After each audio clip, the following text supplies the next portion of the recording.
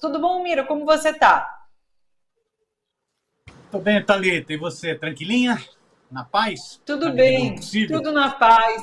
Então, tu sabe que você não é a primeira pessoa que me pergunta tudo na paz? Eu falo, não, aqui tudo na paz, né? Mas no mundo as coisas estão quentes, estão pegando fogo. Pois é, a gente não tem essa situação tão pacífica assim.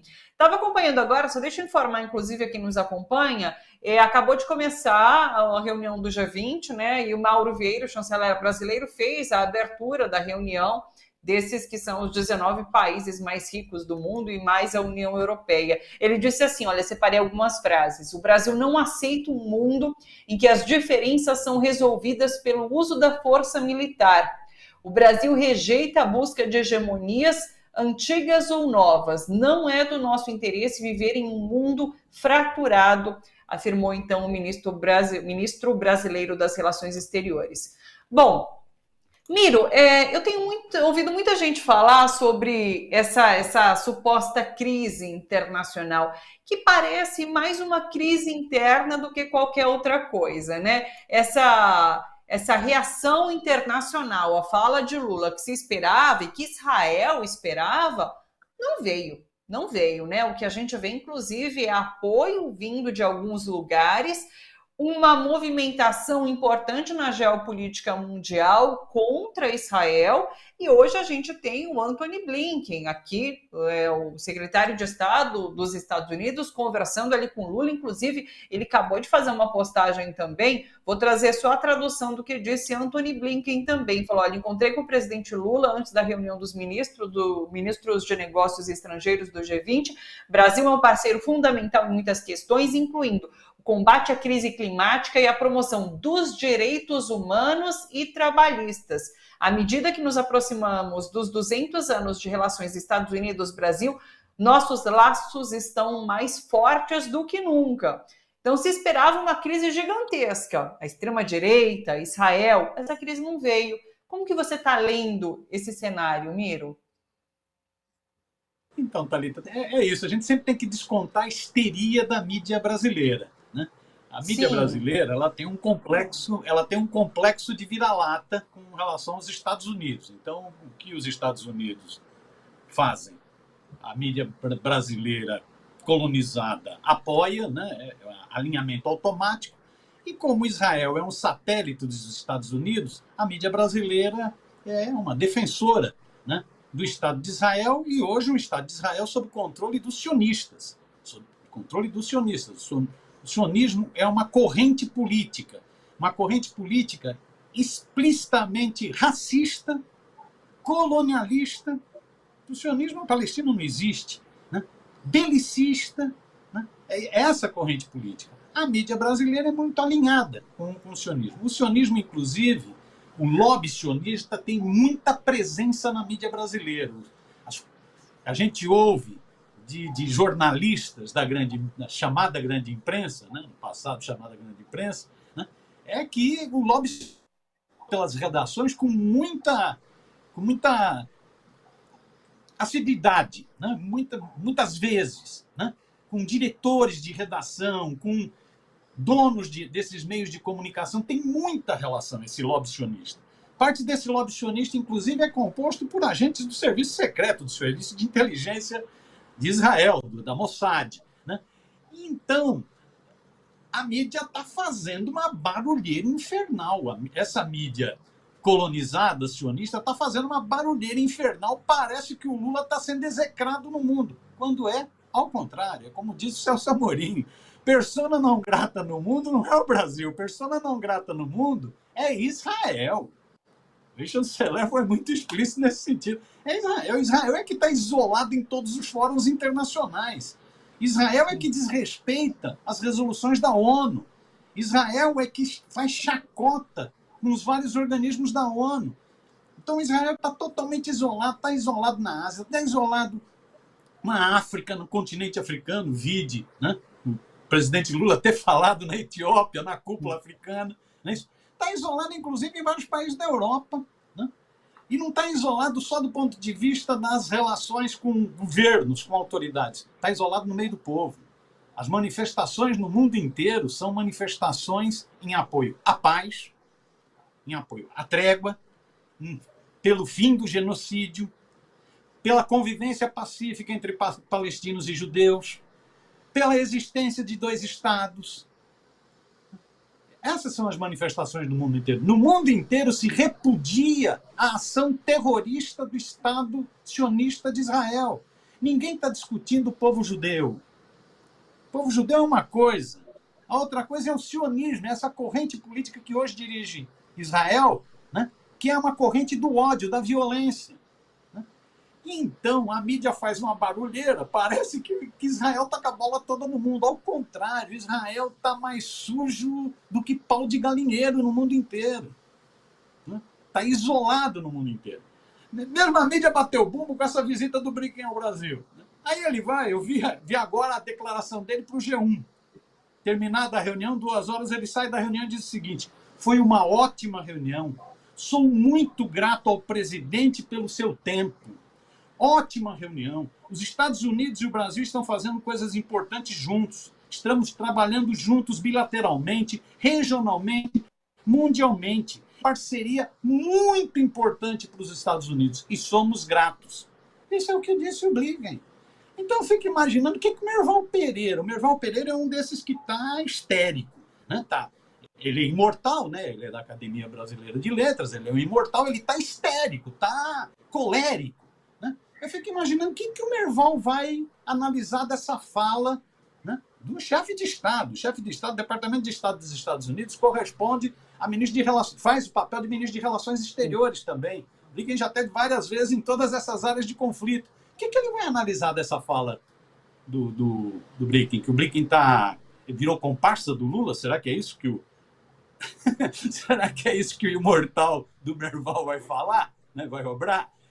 Então, é isso. Tem muito essa onda. Você vê no mundo inteiro que tem manifestação. O Lula foi uma fala muito corajosa, muito incisiva. Não tem nada a ver de ter menosprezado que foi o Holocausto. Ao contrário, o Brasil lutou na Segunda Guerra Mundial contra o nazismo. O Brasil votou pela Constituição do Estado de Israel.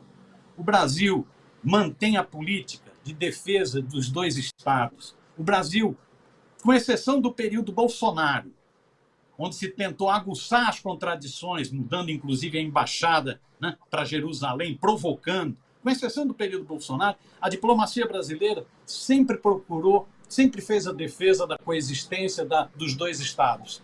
Né? Então, o Brasil não tem nada... O Brasil sempre foi crítico, né? Sempre tratou o Holocausto como uma das maiores tragédias da humanidade, com 6 milhões de judeus mortos. O Lula, quando falou, inclusive, foi preciso. Ele falou, não pode repetir o que foi feito no Holocausto. Não pode repetir o que foi feito no Holocausto com os judeus, não pode fazer com o povo palestino em Gaza. Em Gaza está ocorrendo isso, você vê, tem similaridades. Lógico que não tem comparação do ponto de vista de número. Né? Não tem comparação. Né?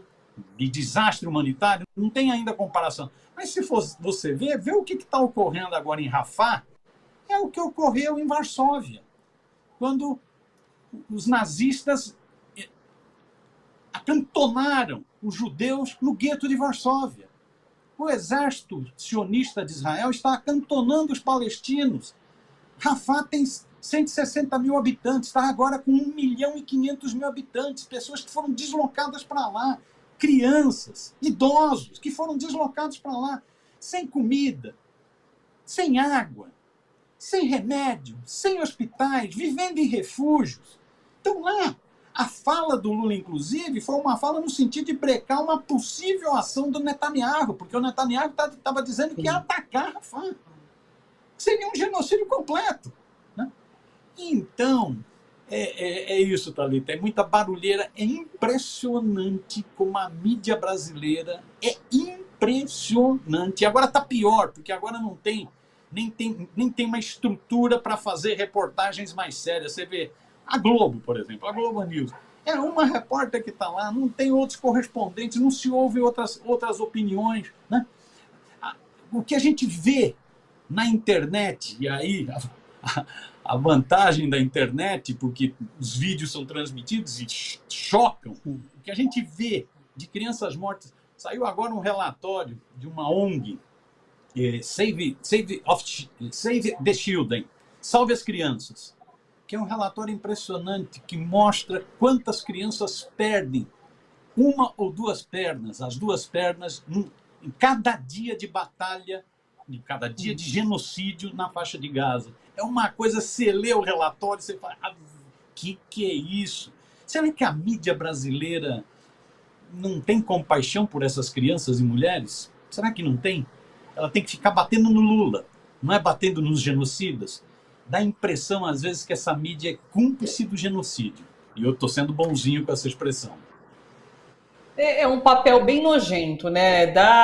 É revoltante acompanhar essa cobertura e essas críticas que são feitas a essa fala de Lula.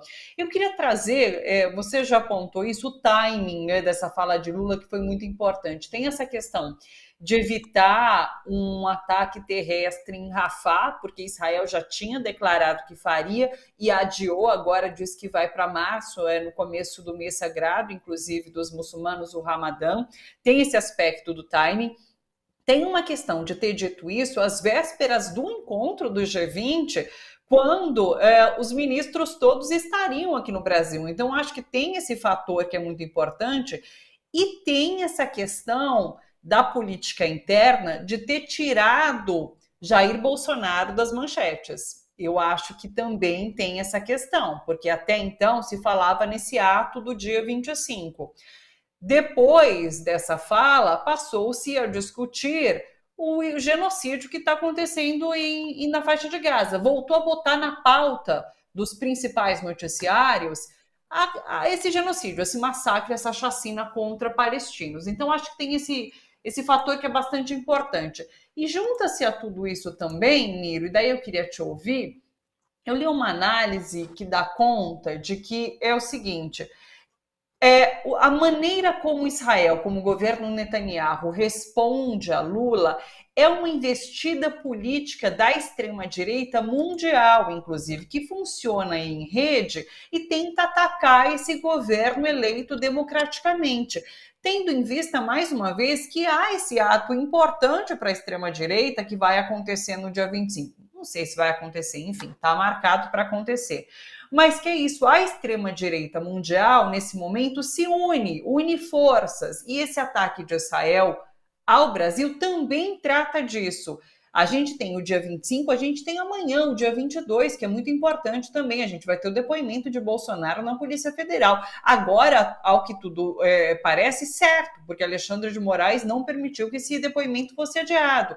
Então, tem uma série aí de agendas que são importantes nesse embate entre a extrema-direita e o campo democrático, não, Miro?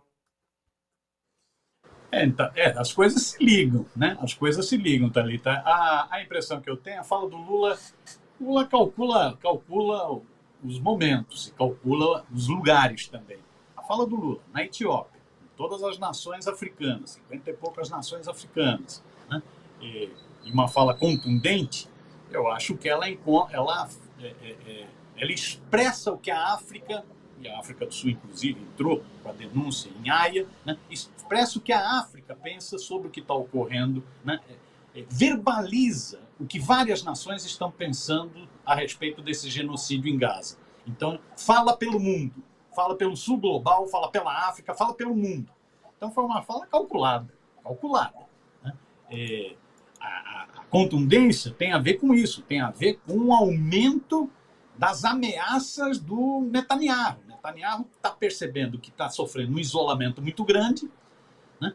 E o Netanyahu, o questionamento a ele em Israel aumenta, voltam as manifestações contra Netanyahu em Israel, né? Voltam. Então ele endurece, então ele vai para essa operação, que é um gueto de Varsóvia, ele vai para essa operação de cercar o povo palestino em Rafah para um ataque, né? Então a fala do Lula também é um momento seguinte, peraí, o carniceiro, segura o tchan aí, o carniceiro, né? Então eu acho que tem essas componentes. O Netanyahu faz um escândalo total por isso, porque ele está isolado, aumenta o questionamento a ele em Israel, né? Aumenta o questionamento, inclusive o questionamento seguinte, um Estado armado, como o Estado de Israel, financiado pelos Estados Unidos. Um Estado que é conhecido como top de linha de espionagem, de inteligência. Inclusive exporta produtos de espionagem para o Brasil, não é isso? Exportou para a BIM, não é isso? Como que esse Estado não calculou a investida do Hamas? Que coisa mais estranha é essa? O Netanyahu hoje é questionado, muito questionado, por ter dado espaço para a ação. Né? Muita gente questiona como que um Estado tão de espionagem, de vigilantismo, né, vacilou nesse sentido. Então, ele, diante dessa situação, ele tenta agregar a extrema-direita mundial para sua defesa. Isso coincide com aqui no Brasil, coincide aqui com o Brasil. Os bolsonaristas, é isso que o senador fala eu peguei agora o vídeo que você mostrou do senador Omar Aziz, é o que o Omar Aziz diz aos bolsonaristas. Ele não fala bolsonarista, mas ele fala, fiquem na sua. O governo do mito, do capetão, recebeu uma deputada nazista, líder da AfD, que é uma organização de extrema-direita da Alemanha, islamofóbica, racista, xenófoba, uma organização detestável. Há um debate intenso na Alemanha, inclusive no sentido da cassação desse partido. Essa mulher é neta de um ministro de Hitler, foi recebido pelo paizão, pelos filhotes e por vários bolsonaristas. Então fica falando que não pode comparar. O que é isso? Deixem de ser hipócrita. Não dá para esquecer que a campanha de Bolsonaro, vários núcleos nazistas no Brasil fizeram questão de anunciar apoio. Não dá para esquecer que Bolsonaro tirou foto com várias lideranças nazistas. Uma, inclusive, um babaca que se veste como nazista, com suástica e tudo. Não dá para esquecer isso. Então, eles fazem essa onda toda, né? E agora, então, vão nessa canoa de Israel, nessa articulação que você disse. É hipocrisia pura, é cinismo puro dessa gente. Gente fascista fazendo crítica. Né? É hipocrisia pura. Vamos ver o que vai dar. O depoimento dele amanhã, a impressão é que, pelo que os advogados estão dizendo, é que o valentão vai virar um covardão. Ele não vai falar nada. Né? Silêncio. Né? Sim. Então vai virar um covardão. Queria adiar de todos os jeitos. Aí o Alexandre de Moraes falou, amiguinho, quem decide isso não é você, não. Quem decide isso é o Supremo. Né? Então não está adiado, né? Está confirmado para amanhã, mas os advogados estão dizendo que ele vai se manter em silêncio, o que talvez seja já uma prova do seu crime. Né? Ele é acusado de ser, com base em todos os últimos... as últimas provas, aquele vídeo de julho do ano passado, de 2022, as várias mensagens do Mauro Cid, ele agora, como diz o Leonardo Sakamoto, é o batom na cueca. Ele é acusado de ser o chefe de uma organização criminosa. Ele é acusado de ser o chefe da Orcrim. Ele é o chefe da Orcrim. Né? Então vamos ver como ele vai se comportar amanhã. E vamos ver o que vai ser esse ato. Esse ato vai mostrar a força da extrema-direita brasileira. É um ato para juntar a turma dele, né, da ração para os golpistas. É um ato golpista. Né? É um ato golpista, um ato de ataque ao Supremo. Ele tenta abrandar, tem que ver se ele consegue segurar a língua do Silas Malafaia e tem que ver se ele consegue segurar a própria língua, porque ele tem um espírito de escorpião. Né? Tem que ver. Né? Mas é um ato golpista que tenta agregar, tenta juntar a tropa. Eles estão agora utilizando, inclusive, essa crise diplomática para tentar atrair uma parcela, principalmente evangélica, Israel e tal. Né? Vamos ver. Mas eu acho que as coisas são combinadas mesmo. Vamos esperar amanhã. Eu apostaria também nesse silêncio de Bolsonaro. Não acho que ele vai falar alguma coisa, mas, como você bem lembra, ele tem essa língua de escorpião que ele não consegue segurar. Então, talvez ele fale no domingo e daí há uma grande expectativa para segunda-feira, né? O que vai acontecer na segunda-feira, caso, mais uma vez, ele ataque o Supremo Tribunal Federal, ele ataque a democracia. A gente vai estar com muita expectativa por essa segunda, viu? Miro, sempre muito bom te ouvir, viu? Uma ótima semana, beijo grande, bom trabalho por aí. Até. Idem, idem. Beijãozão, Thalita. Bom trabalho. Beijo. Tchau, tchau.